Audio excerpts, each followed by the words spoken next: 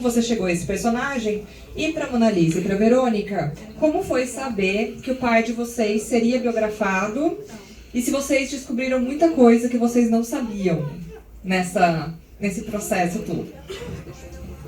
Posso falar rapidamente? Então, bom, boa noite a todos, muito legal estar aqui.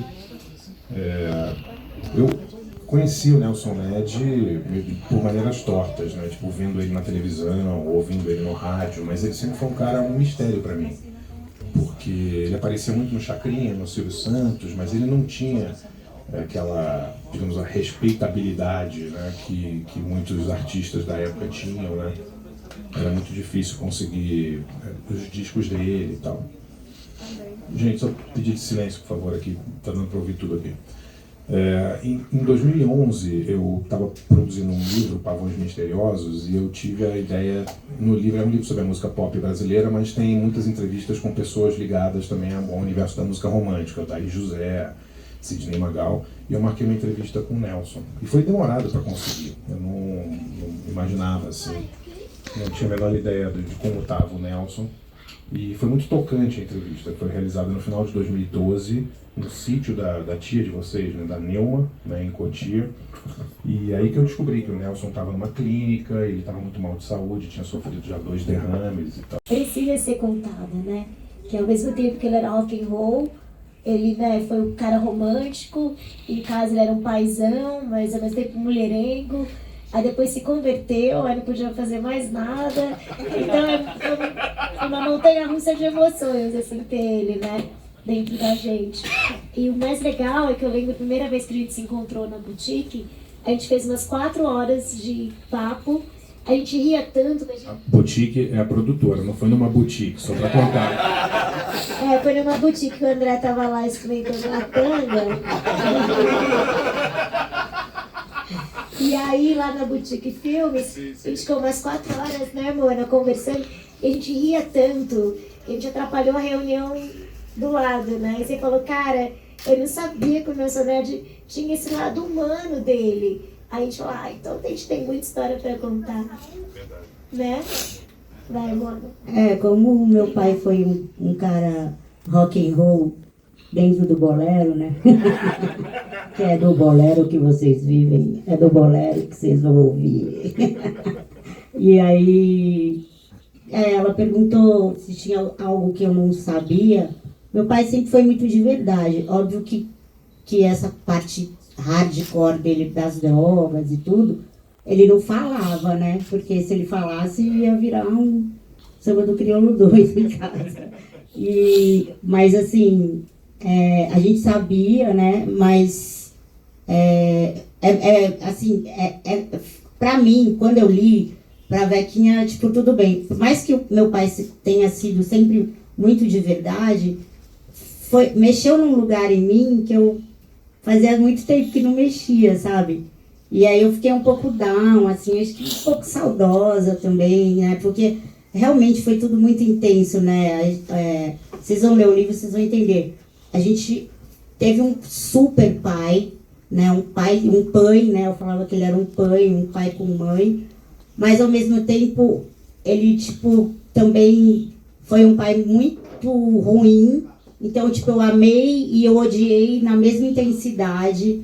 E depois eu, cara, sei lá, me compadeci. E aí depois veio Jesus e mudou tudo. E ficou tudo muito leve. E foi um leve, assim, que é até hoje, sabe? Que é o que eu levo, assim, de memória, tudo. Mas uma coisa que eu achei muito bacana, assim, pelo fato do nanismo, agora eu vou falar, é que ele falou que se ele tivesse um cachorro, isso eu não sabia, que ele ia programar o cachorro quando ele era adolescente para falar assim, se falarem a palavra anãozinho, ataca.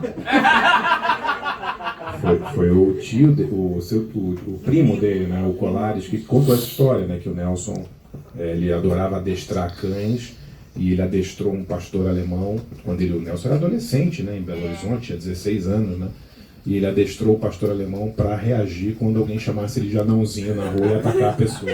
A história é maravilhosa. Adorei a ideia. Vou adotar um. Eu lembro, quando eu tava lendo o livro, eu até escrevi no comentário assim, André, não é possível. Ele falou assim, é possível. Ainda nessa questão do nanismo, uma coisa que me chamou a atenção enquanto eu tava lendo, que eu até falei pro André isso várias vezes, era como o Nelson sentia dor o tempo todo. Isso o André relata, que do ponto de vista médico, ele sentia dor o tempo todo. E ao longo do livro dá pra ver que ele nunca deixou a questão de ter uma deficiência física virar uma questão, e pelo contrário, ele se apropriou disso. Uma das passagens que eu achei muito, muito singelas foi quando ele fala que ele contava pra vocês da Nedlândia e que a Veca era a princesa da Nedlândia. Vocês duas, que a Veca saia correndo na escola falando que ela era a princesa. A Nedlândia, só pra vocês entenderem, era um reino fictício que o Nelson inventou na casa dele e contava história para os filhos desse reino chamado Nedlândia, onde todo mundo era pequeno e as pessoas de altura, entre aspas, normal, sofriam preconceitos, então era invertido, né? E seria muito legal vocês falarem um pouco do impacto da Nedlândia em vocês, né? E de como o Nelson, não sei, como ele ensinou vocês a enfrentar o mundo com essa... pela perspectiva dele mesmo, porque eu achei que isso é uma das coisas mais marcantes do livro, porque ele fala, não é pra esconder que eu sou pequeno, na capa do disco ele faz questão de aparecer de corpo todo, então acho que eu deixo a palavra pra você. Eu acho que meu pai foi um cara, eu não tô vendo minhas tias aqui, nenhuma, estão chegando, né? E ele foi muito amado, né? E a minha avó teve uma sabedoria, né, que a gente crê que é do céu, do Espírito Santo, que falou, né, que meus bisavós queriam criar ele com professor particular, proteger, né? E aí chegou minha avó e falou, não, eu não vou criar um mundo pro meu filho, eu vou criar meu filho pro mundo. E nessa filosofia ele criou a gente, né? Então nossa casa não tinha nada adaptado. Era tudo banquinho, se vira nos 30, aí tinha escadas, tipo assim, o degrau da escada era quase para subir o ônibus, brincadeira, ficou menor, mas era grande, sabe? Era bem tradicional. E a gente se virava, porque a gente, quando era novo, não tinha dor, mas hoje, eu e a minha irmã, inclusive ela acabou de sair de uma cirurgia bem pesada, de medula, ficou 37 dias no hospital, foi bem cruel. E ela ainda sente bastante dor, eu sinto bastante dor, inclusive antes de vir eu até tomei um analgésico para não passar vexame. Então a gente tem dores crônicas e a gente aprendeu com meu pai que assim, tá com dor, vai com dor mesmo, sabe? A gente aprendeu que é uma singularidade física, a gente nunca... a gente nem gosta dessa palavra não, a gente não gosta mesmo. Nunca gostou, tanto que meu pai, eu descobri, eu fiquei mó feliz, porque eu achei que ele fosse um cara que não ligasse. Ele também ensinou a nós, os filhos, a não traficar com a nossa estatura, porque tem muita gente que trafica, né? Tipo, não julgando, mas se expõe demais, né? Por migalhas, porque o nanismo tem uma história bem difícil, né? Já foi pet, já foi bobo da corte. Então, a gente está tentando desconstruir isso hoje, né? Então, somos pessoas com nanismo, não portamos nada, temos nanismo, mas eu acho que isso que meu pai... nós, seres humanos aqui, todo mundo tem suas diferenças, né? E aí o preconceito é muito idiota, né? Porque vem sempre de fora, porque pra mim, eu sempre penso assim, como é viver com nanismo? Eu falei, eu não sei, porque pra mim é normal. Eu não sei viver sem nanismo, entendeu? Eu acho que é isso que meu pai ensinou. E ele tinha esse talento, ele não parecia. Então ele falava assim, mostra que eu sou pequeno, porque eu quero arrebentar, entendeu? Então ele sempre fazia tudo com muita excelência e muita intensidade. E a gente aprendeu isso, né? Então, nos nossos trabalhos a gente é muito chato, né? A gente aprendeu isso com meu pai, que tipo, ok ser pequeno, entendeu? Ok ter dor, tipo, a gente não leva pro negativo, né? Eu acho que o pai de vocês, mesmo sem ter sido, digamos, um ativista no sentido lato sensu da palavra, ele foi um exemplo para muita gente, porque a maneira como ele se comportava, como ele, né, ele era um cara que nunca, como você falou, nunca usou a singularidade dele para algum outro fim, né? Ele era daquele jeito e pronto, né? Imagino que para muita gente crescer nos anos 70 e 80, uma época em que ele mesmo dizia, né, que pais que tinham filhos com nanismo escondiam as crianças em casa, né? E aí você tinha o maior cantor, um dos maiores cantores do mundo, né, cantores românticos do mundo que tinha nanismo, né? Deve ter sido uma coisa muito impactante, né? Uma coisa legal é que lá em casa tinha uma campainha, né, na rua. E eu não alcançava na campainha. Então, para eu poder tocar a campainha, ele mandou fazer uma escadinha, assim, com cimento, de cimento, para eu poder subir e apertar a campainha sozinha. Aí ele falava, vai lá, mede a veca lá. Porque eu sou a menorzinha dos três, né? E a piscina lá de casa também. Não, peraí, minha filha, vai lá medir você, para você poder alcançar o pé no chão, né? No raso, não ficar flutuando. Então ele foi fazendo essas coisas para a gente poder ter autonomia, né? Para a gente poder viver a nossa vida o mais normal possível. Eu separei um trecho do livro que agora eu vou ter que contar a história de verdade, mas que o André escreve assim, que os filhos herdaram o senso de humor do pai. E foram suspensos várias vezes por explodir bombas do banheiro da escola e roubavam a agenda de Nelson Ned para passar trotes para os amigos famosos. Alô, dona Hebe, sabia que a senhora é uma gracinha? Chacrinha reclamou. Nelson, manda teus filhos pararem de ligar lá em casa, estão enchendo o saco. Eu queria que o André contasse um pouco da relação do Nelson com esses grandes apresentadores que foram pessoas fundamentais na trajetória e que a Verônica e a Mona contassem desses trotes, que é uma coisa que fica muito clara no livro, desse senso de humor do Nelson, que eu até direto eu mando trecho pro André. André, tô rindo sozinha lendo isso aqui. Bom, o Nelson teve dois grandes defensores, digamos assim, da mídia brasileira, né? Silvio Santos e Chacrinha. O Chacrinha foi quase um padrinho artístico do Nelson, né? O Chacrinha começou a ajudar o Nelson quando o Nelson ainda tinha 17 anos, no Rio ainda.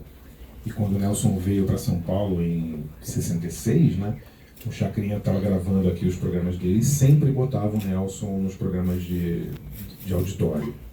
E depois o Nelson teve um problema com a Globo, todo mundo sabe, né? Em 70 e poucos a Globo faz uma, entre aspas, limpeza na programação, né? A Dercy Gonçalves sai, o próprio Chacrinha sai, né? Então, é uma história conhecida e muitos desses cantores românticos perderam bastante espaço na Globo. Então o Nelson tinha muito espaço ainda na TVS, depois da SBT com o Silvio, e na Band com o Chacrinha. Depois que o Chacrinha volta para a Globo em 82, ele volta a chamar o Nelson. Então acho que o relacionamento dele com os dois é maravilhoso. Inclusive o Nelson, depois que ficou super famoso, ele se recusava a dar entrevista para pessoas que não tinham entrevistado ele antes, que não queriam dar entrevista. Então o pessoal ficava revoltado. Tem várias matérias em jornal, eu cito no livro, Nelson Ned só topa dar entrevista para Silvio Santos e para Chacrinha, porque ele era fiel aos caras que o tinham ajudado. E esse trote pro Chacrinha? Eu acho que pro Chacrinha porque a gente conviveu bastante lá, né? Inclusive eu aprendi a nadar na casa do vô Chacrinha. Então a gente, no Rio, na Urca. Aí a gente tinha uma relação muito bacana com ele. Então era da época que o Viva Voz foi lançamento. Acho que ninguém tinha. Meu pai chegou com o Viva Voz, a gente não acredito que todo mundo pode falar e tal. E aí a gente ligava pro Chacrinha porque ele era mais... o vô Chacrinha nunca vai primeiro descobrir que é a gente. E se ele descobrisse, ele nunca vai falar pro pai. Mano, e era eu, a Mona, o Júnior, meu irmão, e mais uma renca de coleguinha, né? Então a gente nunca tava sozinho. Cara, quando meu pai falou, a gente olhou um pro outro, falou, hoje a gente vai morrer. Hoje a gente vai morrer, porque ele gritava horrores, né? Aquele vozeirão dele lá. Verônica, Mona Lisa e Senhor Júnior. E a gente, ai meu Deus. E não tirou o Chacrinha, o teu pai não gostava, porque o Chacrinha falava muito palavrão, não tinha isso, né? Ai, quando o vô Chacrinha ia lá em casa, ele falava, olha só, o avô de vocês, o Chacrinha, vai chegar aqui e vocês vão dormir cedo, hein? Boa noite, vai embora. Aí eu, pai, mas a gente ama o Chacrinha, a gente quer ficar com ele. Ele fala muito palavrão, eu não quero vocês... pai, chama ele de quarta-feira, então, porque quarta-feira meu pai deixava a gente falar palavrão. Aí ele, não, ele tem que vir o horário que vem. Aí o Chacrinha chegava e falava, porra, Nelson, puta que pariu, deixa as crianças ficarem comigo, vai se fuder. Aí eu, sabe esse oi, já falava assim pra ele, falava, aí o meu pai falava, tá vendo? Vamos dormir.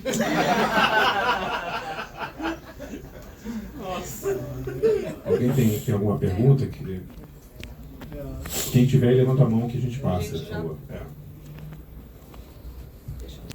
Olha, também outra cena que me marcou foi da história do Nelson compondo A Tudo Passará, que o Raimundo José diz que foi no banheiro. Tem várias versões sobre como a Tudo Passará foi composta.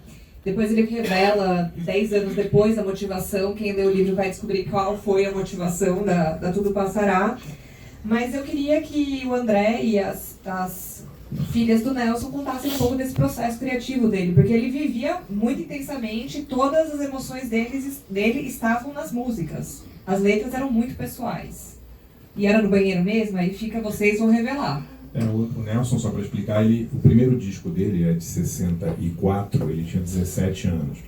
E é um disco lançado pela Philips, e o disco chama, para vocês terem ideia, Um Show de 90 centímetros. Que é um disco que a Philips... exato. Era 1964, o Nelson estava aparecendo, ele tinha 17 anos, e a Philips lançou um disco, e a atração do disco, digamos assim, era o tamanho do Nelson. Então é uma capa bem horrível, assim, ele aparece com uma fita métrica. E ele reclamou com o dono da gravadora, ele falou, pô, mas eu já tenho mais de 1 metro, né?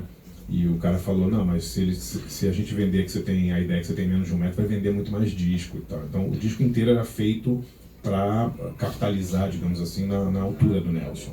E é um disco em que ele canta a música dos outros, ele canta a música do Martin Barro, não sei, não lembro de quem. Só que depois ele começa a compor as próprias músicas, né? E muita gente não sabe que o Nelson, quase todos os grandes sucessos dele, com exceção de um ou outro, Cláudio Fontana e tal, foram compostos por ele. E são músicas muito pessoais e muito dramáticas, assim, muito confessionais sobre a rejeição, sobre mulheres que o rejeitam por causa da altura dele, né? E Tudo Passará é exatamente isso, né? Não vou contar aqui, não vou dar o spoiler aqui, mas o lance do banheiro é que o Nelson compunha sentado no vaso, né? Ele gostava, né? Meu pai gostava de contar todos os segredos e causos sentado no vaso. Aí eu vou confessar aqui que eu também peguei essa mania dele. Mas aí ele chegava a compor, mas meu pai era muito doido, porque às vezes ele estava lá no nosso quarto, aí ele falava que era o melhor visual da casa, porque abria a janela e dava assim para o quintal, para a piscina, e tinha aquele céu azul com as flores, com um monte de passarinho, né? E aí ele chegou a compor lá no quarto. Tem até uma música, da minha janela eu vejo, que não era eu ainda falava, pai, não é da sua janela, é da nossa, mas tudo bem. Mas ele era assim, aí depois que ele se converteu também, ele falava que o Espírito Santo mandava as letras como se fosse um fax, né? Ele falava, veio, ele falava assim. Aí ele escrevendo, ele compunha muito com violão também. Ele era doido, ele compunha, né, Vaquinha? Conta aí. Pra manicure. A manicure chamava Nice, quando ela fazia a nossa peça, igual ele ficava, Nice, eu bem que te disse. E assim, era com motorista, para não sei mais quem, ele fazia música pra todo mundo, para as minhas primas. E hoje a Vaquinha faz música também pra Simone, cuidadora, pra todo mundo. Faz pra todo mundo, Acho que eu peguei esse vício.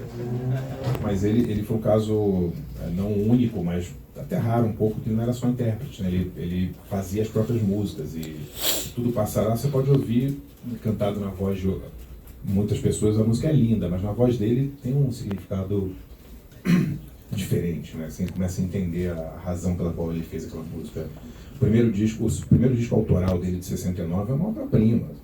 Tamanho Não é Documento, Camarim, músicas assim inacreditáveis, falando sobre um tema que ninguém nunca tinha abordado, né? O tema do nanismo, é impressionante.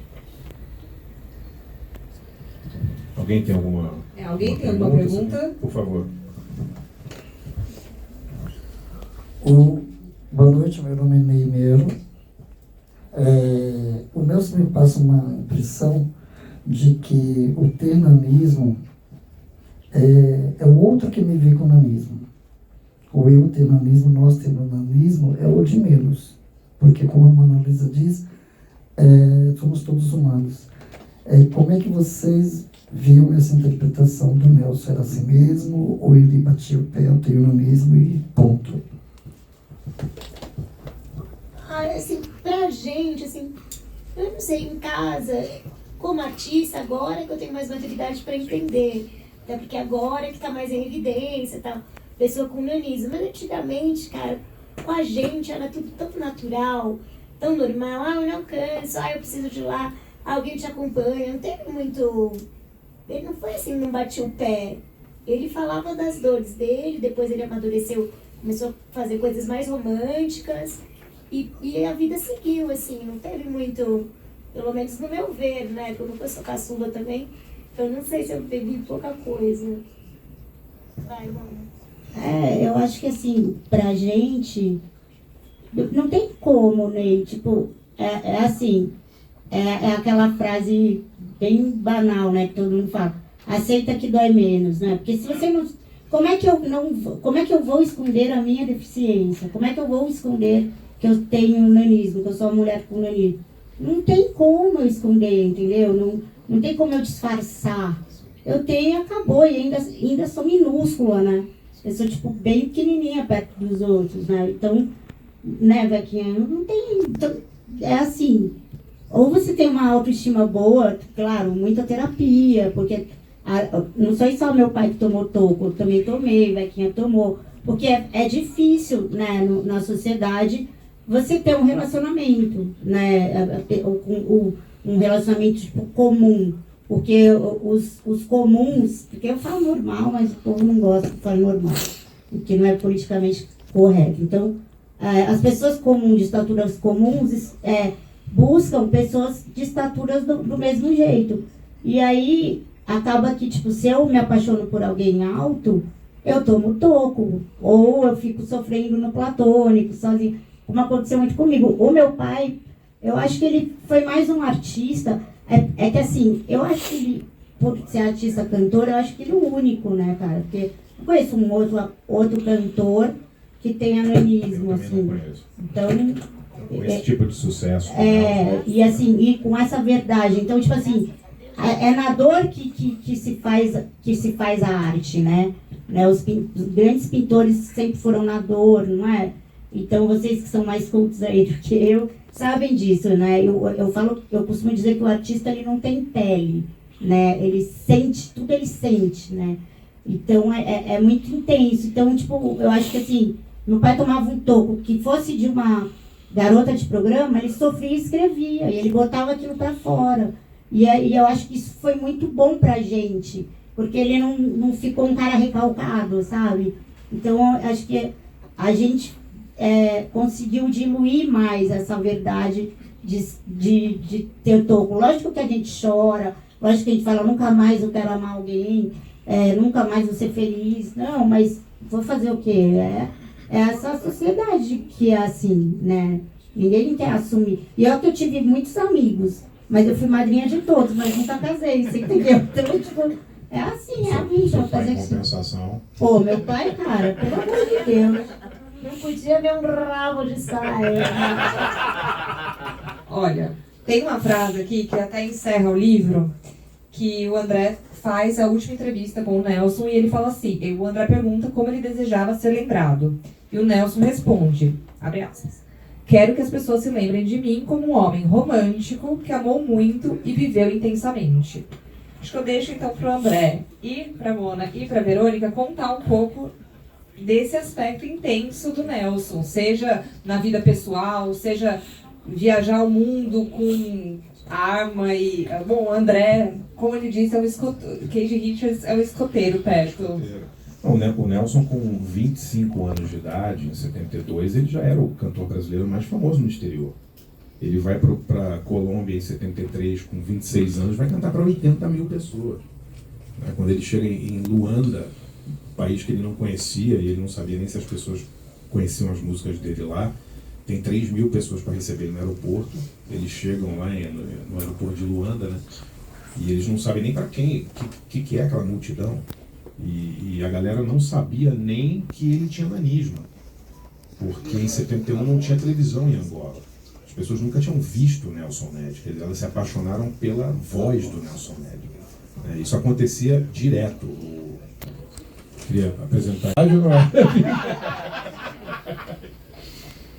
E é impressionante assim pensar que ele viveu a 1000, né? A 1000 por hora.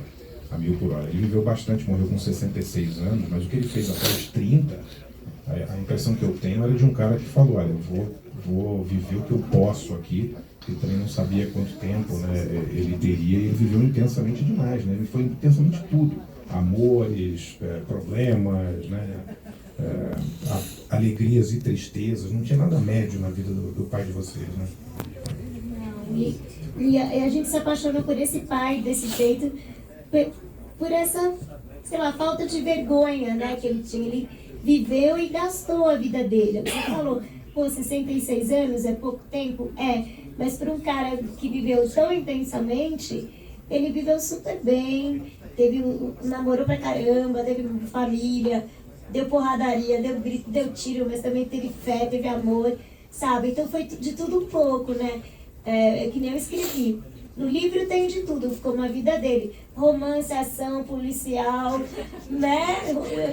Família e tal. Então, teve várias coisas. E resumindo, ele é isso, né? Essa coisa sortida de viver a vida do melhor modo possível. Antes da Mona falar, eu só queria lembrar uma coisa. O Nelson era um cara, ele não era apaziguador, de jeito nenhum. Ele nunca viu uma ponte que ele não quisesse queimar e incendiou todas as pontes que ele podia. Incendiou a ponte com a mídia brasileira, com a inteligência brasileira, com a sociedade brasileira. Se alguém falava mal dele na imprensa, ele armou brigas com o Ronaldo Bosco. O Ronaldo Bosco era o papa da Bossa Nova, um cara conhecido no mundo inteiro, e 15 anos mais velho que ele. O Nelson tinha 21 anos de idade, armou uma briga que durou anos na imprensa com o Ronaldo Bosco. Quer dizer, ele não estava nem aí, né? Ele não foi um cara... Ele poderia muito bem ter falado, não, MTB, me aceita aqui, eu tenho essa singularidade aqui, eu vou fazer um showzinho junto com vocês. Ele não estava nem aí. Ele falava, eu lotei o Carnegie Hall, vocês não tocam para 50 pessoas. Não estou sendo a favor ou contra o Nelson, mas a característica dele era essa. Ele queimava pontes, e eu acho que até pela forma virulenta como ele era visto no Brasil, e as pessoas sacaneavam ele muito na imprensa, ele criou um escudo, né, que era assim, não, eu vou usar a minha fama no exterior, que era assim, indiscutível, né, para jogar na cara de vocês, que tem muita gente que gosta de mim, enquanto vocês não curtem. E eu acho fantástico isso, né? Ele poderia ter sido um cara mais apaziguador, mas não era nada, né, mano? Não, meu pai era muito de verdade, né? Ele nunca foi politicamente correto, como eu acabei sendo assim, porque eu não sou o Nelson Ned, né? Sou apenas a Mona Lisa.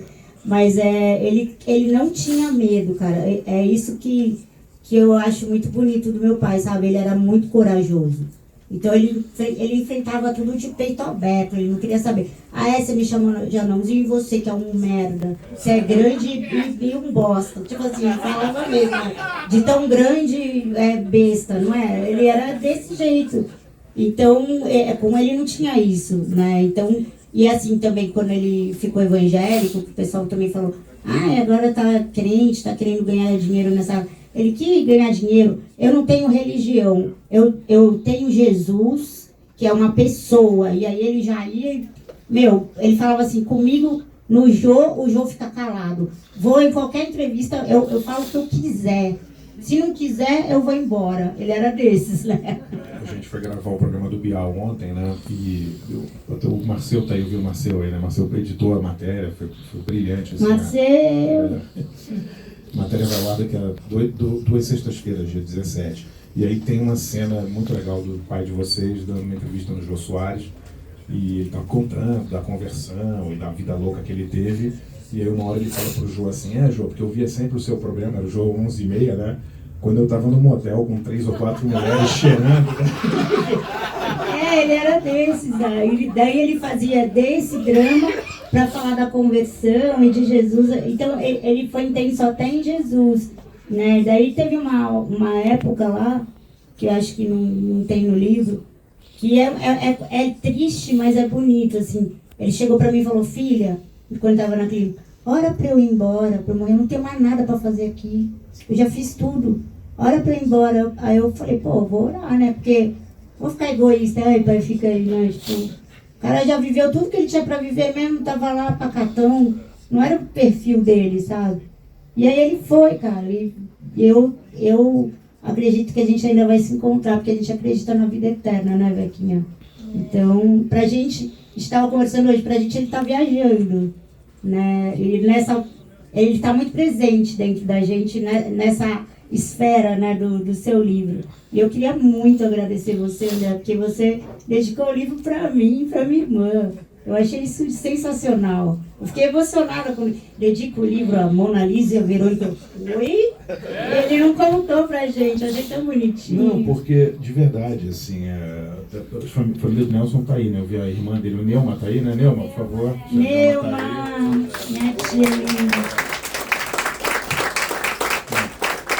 Não sei se tem mais alguém da família aí, não sei se o Cláudio Fontana tá aí já também, ainda não, disse que vem também. Mas cunhado, né? Cunhado do Nelson ali também. Tem dois cunhados, o tio Luzimar, tio Rubens e meu primo Thiago. Bom, não é porque eles estão aqui, eu dedico o livro às duas e à família, porque é uma família que entende a importância e corajosa também de deixar essa história ser escrita de uma maneira sem nenhum tipo de censura, sem nenhum tipo de... Então, nada mais natural. Mais alguém? Fernando, por favor. Fala alto, por favor, pessoal, ouvir lá. Com relação à fama do Nelson Ned na América Latina, ele foi maior mesmo que Roberto Carlos e tantos outros cantores latinos na América Latina como um todo? A pergunta do Fernando era sobre a fama do Nelson na América Latina, se é verdade que ele foi maior do que o Roberto Carlos. Não existe um ranking para isso, né? Você tem que comparar vendagens, shows e tal. O que eu posso dizer, assim, eu tenho a convicção de que entre pelo menos 72 e 86, o Nelson ele foi o cantor brasileiro mais famoso no mundo, não só na América Latina. E, normalmente, né, ele vendeu boa parte dos 45 milhões de discos dele nesse período. Ele cantou para 80 mil pessoas na Colômbia, ele chegava na África, tinha 3 mil pessoas para vê-lo, né? Ele cantava no maior cassino do México, o Cassino Royal. Ele fez 24 dias seguidos de apresentação, 3 shows por noite. 72 shows esgotados no Cassino Royal, cabiam 3 mil pessoas, faz o cálculo, né? Centro Espanhol em Miami, ele fez 24 datas com gente na rua, assim, um lugar gigantesco. Fez Carnegie Hall 4 vezes, cantava no Shrine Auditorium, Teatro Monumental de Lisboa. Então, assim, eu acho que hoje o Roberto Carlos depois certamente superou o Nelson, até pela longevidade da carreira do Roberto, tem uma carreira brilhante. Mas o próprio Roberto chegou a dizer para o Nelson que eu gostaria muito de ter a sua fama no México, né, e na América Latina.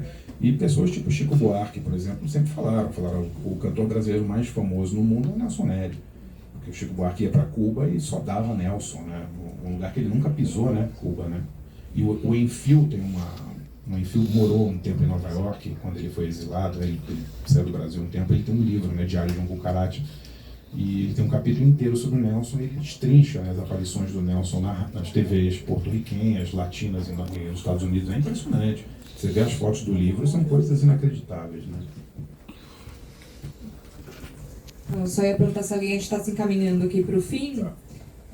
Uma última pergunta, derradeira. Tem mais duas aqui. Tá. Rápidas, gente. Por favor. Não, eu queria saber se o Nelson ele tinha a noção de que ele era um cantor de altíssima performance para a geração dele, se ele, talvez por isso que era um cara tão vaidoso, corajoso e encarava, porque talvez ele, tecnicamente falando, foi o maior cantor da geração dele, talvez junto com o Gessé ali, mas se ele tinha essa noção de que ele cantava pra cacete mesmo e pode vir que... Tinha, ele falava que ninguém cantava melhor que ele, que ele era o maior cantor do mundo. Como é que é a expressão que ele usava? Que até onde ele pisasse e cantasse, não nascia mais capim. Era uma coisa assim. Então ele se garantia, ele falou, vou lá e faço e aconteça. Pode vir aí um cara, um bofe de 2 metros azul, eu encaro ele, encarava e ganhava. Isso que era mais legal, né? A personalidade dele, acho também foi uma somatória, personalidade e o talento.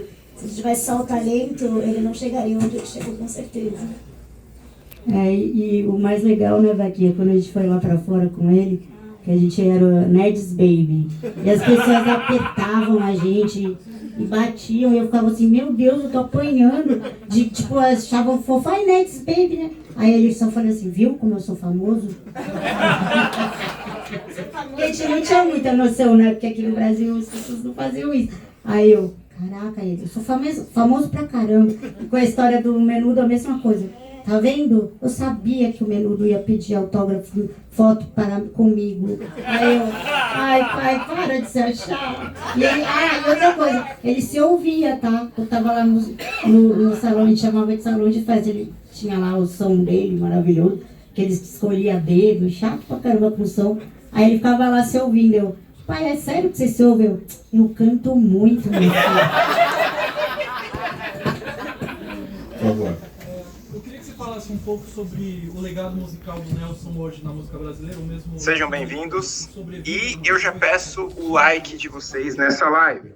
Já deixe o like de vocês.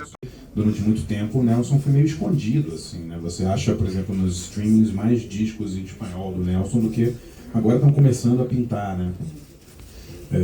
Mas o Nelson é muito interessante, assim, a trajetória dele como artista, porque assim como o Valdir Soriano, o Odair José, eles sofreram muito com duas coisas, né? Com a chegada da rádio FM, que foi meio que um apartheid musical, né? A rádio, eles tocavam muito na rádio AM, quando a rádio FM veio transmitindo em estéreo, isso eu trato bastante no meu livro Pavões Misteriosos, né?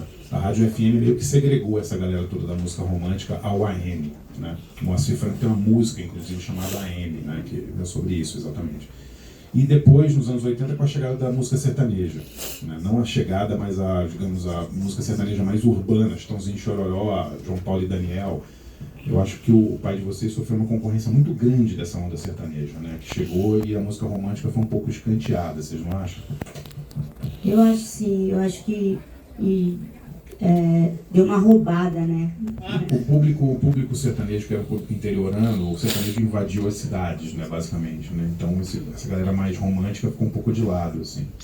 Mas são músicas, os discos são espetaculares, assim, maravilhosos e com grandes músicos sempre gravando. O Nelson sempre foi um cara muito exigente, então a banda era o Vigna, era o baixista, era o Dácio Ract, o baterista, o Albino Infantosi, que gravou com todo mundo. Até o final da vida, o Nelson teve bandas espetaculares, não é, Vigna?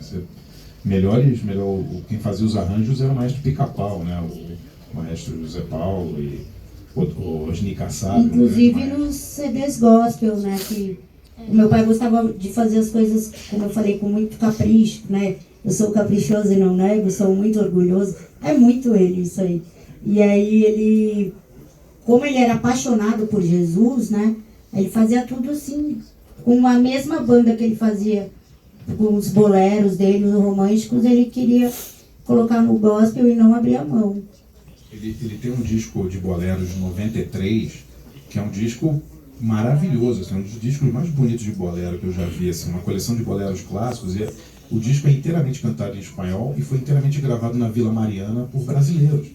Não tem nenhum espanhol no disco. É ele cantando, a banda inteira brasileira, e é um disco fantástico, né? Dizem que os músicos com que eu falei, que a seleção de músicos dos discos do seu pai, o pessoal ficava aterrorizado, né? Porque, especialmente as cantoras de apoio, de backing vocals, assim, que ele rejeitava 80%. Falava, não, você não canta bem. Vocês que cantavam pra caramba, assim, né? Ele era chato com isso. Inclusive, ele chamou a minha tia Nilma para fazer uma música com ele, que a nossa família toda canta, né? Tenho 5 tias que cantam, eu canto, a Mona canta e o meu irmão é batera. Então já vem, acho que, de família esse lance de... E canta bem, né? Não canta mal, não desafina, não. Vamos ver, então? Tá, vamos lá. Chama o... Caio, a Veca vai fazer um número especial para nós aqui hoje, então... Você quer que eu possa segurar também?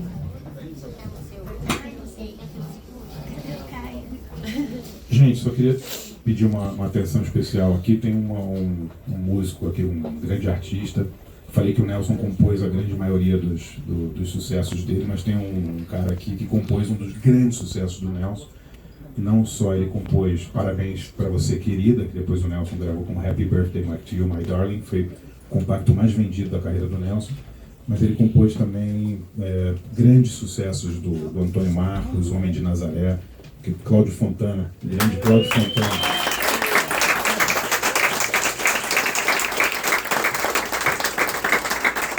E viva o Homem de Nazaré! E viva o baixinho Nelson Ned!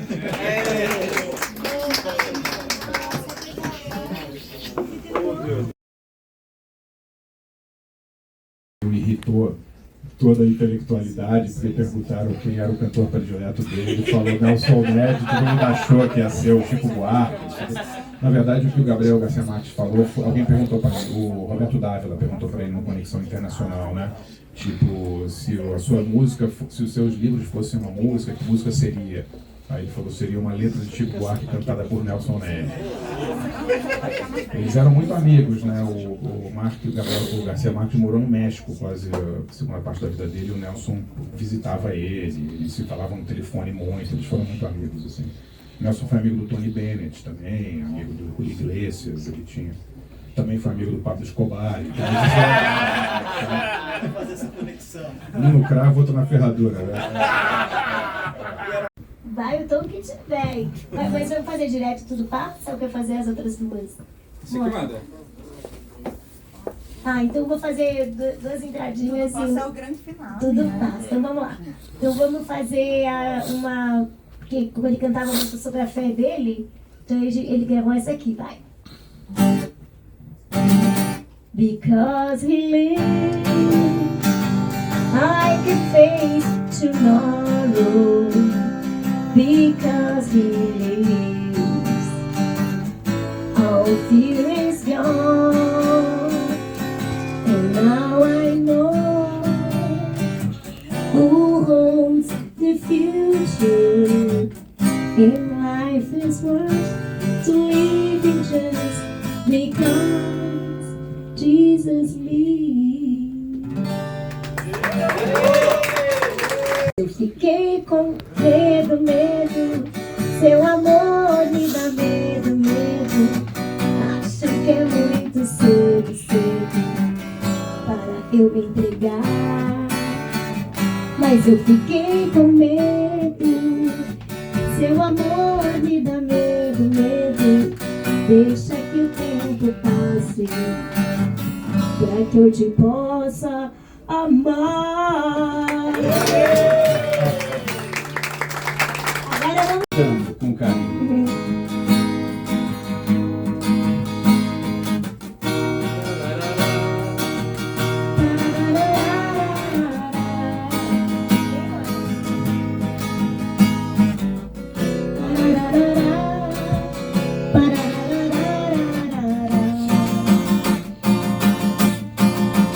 Eu te dei meu amor por um dia, nem um dia, e depois sem que te perdi. Eu não pensei que o amor bora existia. E também choraria por ti. Agora solta o coral, vamos lá. Agora, mas tudo passa. Mas tudo passa, tudo passa. Tudo passará, nada ficará. E nada fica. E nada fica, nada fica.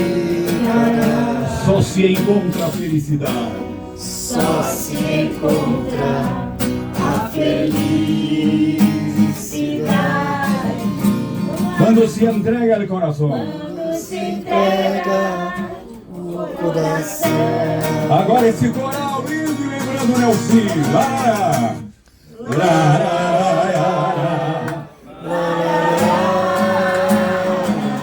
que beleza, que saudade do pequeno gigante da canção. meu amigo de tantas e tantas aventuras, caçadas mulherengas, drinks maravilhosos, muitos. Hoje nem posso beber mais. Quando se entrega é coração.